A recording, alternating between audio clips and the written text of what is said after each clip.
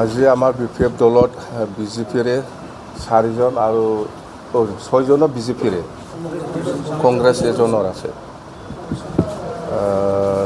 total 6জন সোমালে আমাৰ পাৰ্টিত তো আমি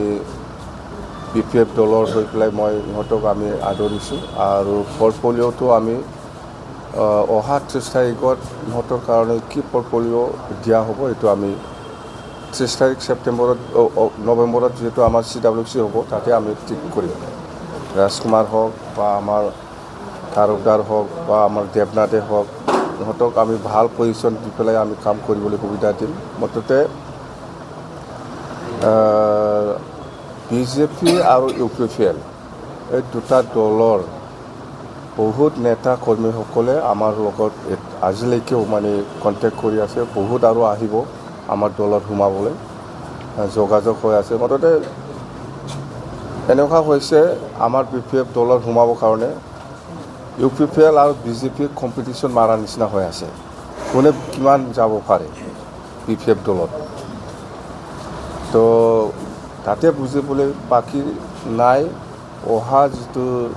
26ৰ যিটো নিৰ্বাচন হ'ব MP নিৰ্বাচন ইয়াত আমাৰ BPF দলৰ জয়ী হোৱাটো 100% খাটাং হৈ গ'ল হওক আমি আশাবাদী সকলো জাতি জনগোষ্ঠীৰ পৰা আমি নিশ্চয় সহায় পাম আৰু আজিৰ যিটো হাৱা মুঠতে BPF দলৰ যিটো মানে স্থিতি এইটো খুব আগতকৈ ভাল হৈ আহি আছে মুঠতে আমি আশাবাদী এইখিনি কথা দুটা সমষ্টিত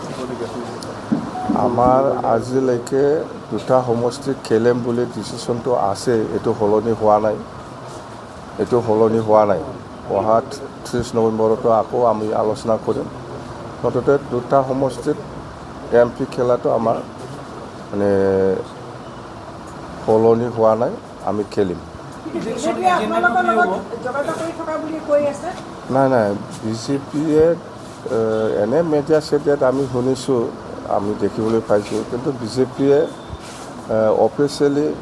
আমাৰ দলৰ লগত কোনো যোগাযোগ কৰা নাই বা কোনো কংগ্ৰেছো কৰা নাই কোনো UDFও কৰা নাই কোনো বিজেপিও কৰা নাই কোনো AGPও কৰা নাই কোনো দলে আমাৰ BPF দলৰ লগত এনেকুৱা যোগাযোগ কৰা নাই আৰু আমাৰ দলত অলৰেডি ডিচিশ্যন লোৱা আছে যে আমি কোনো দলৰ লগত মিত্ৰতা নকৰি পেলাইহে আমি ইলেকশ্যন খেলিব MP ইলেকশ্যনটো